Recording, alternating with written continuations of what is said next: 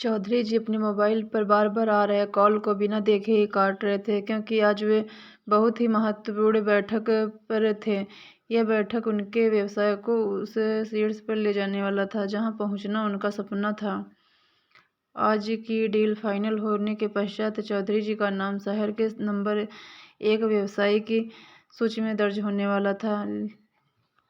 लेकिन ये कॉल उनके कार्य में विघ्न डाल रहा था। चौधरी जी ने परेशान होकर फोन बंद कर दिया।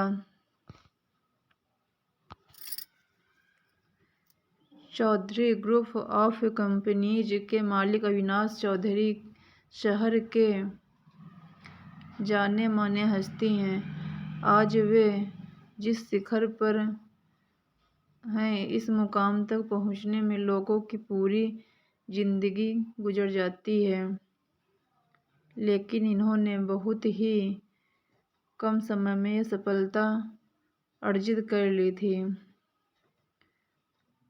हर कोई उनकी कार्यकुशलता और कार्यनिष्ठा की सराहना करता था। डील फाइनल होने ही वाला था कि चौधरी जी के निजी सचिव ने उनके कान में ऐसा कुछ कहा कि वे डील फाइनल किए बगैर ही दौड़ पड़े। घर पहुंचकर देखा उन्होंने, उनका बेटा शौर्य अपने कमरे में खून से लथपथ जमीन पर पड़ा हुआ है और घर के सभी नौकर चाकर उसे घेरे खड़े हैं। चौधरी जी का हृदय द्रवित हो उठा।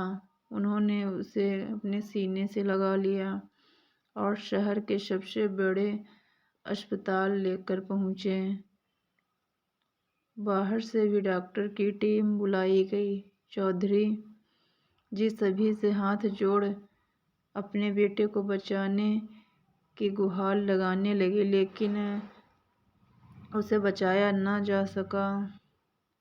चौधरी जी पागलों की तरह चीखते चिल्लाते रहे, मेरी सारी संपत्ति ले लो, मगर मेरे बेटे को बचा लो। परंतु अब यह संभव न था। बेटे को अंतिम विदाई देने के बाद बोझिल मन से जब वे अपने बेटे के कमरे में गए तो उन्होंने देखा कि उनकी धर्मपत्नी की तस्वीर के पास एक कागज रखा है जिस पर लिखा था, प्यारी माँ, तुम्हारे जाने के बाद मैं बहुत अकेला हो गया। मेरी बातें सुनने के लिए यहाँ कोई नहीं है। तुम्हारी बहुत याद आती है, इसलिए मैंने अपनी एक अलग ही दुनिया बसा ली, जहाँ कभी किसी की कमी महसूस नहीं होती। बस एक कश ही काफ़ी होता है सब कुछ भूल जाने के लिए। माँ, कल जब मैं घर देर से पहुँचा तो कई दिनों बाद पापा से मुलाकात हुई। मुझे देख पापा गुस्सा हुए। उन्होंने मुझे डांटा भी और बाल कटवाने को कहा। मुझे बहुत अच्छा लगा। मेरा सपना था मैं पापा के साथ कुछ देर समय बिताऊं, लेकिन ऐसा हो नहीं पाया। पापा हमेशा व्यस्त रहते हैं। आज सुबह मैं पापा से सब कुछ कह देना चाहता था, लेकिन मेरे जागने से पहले पापा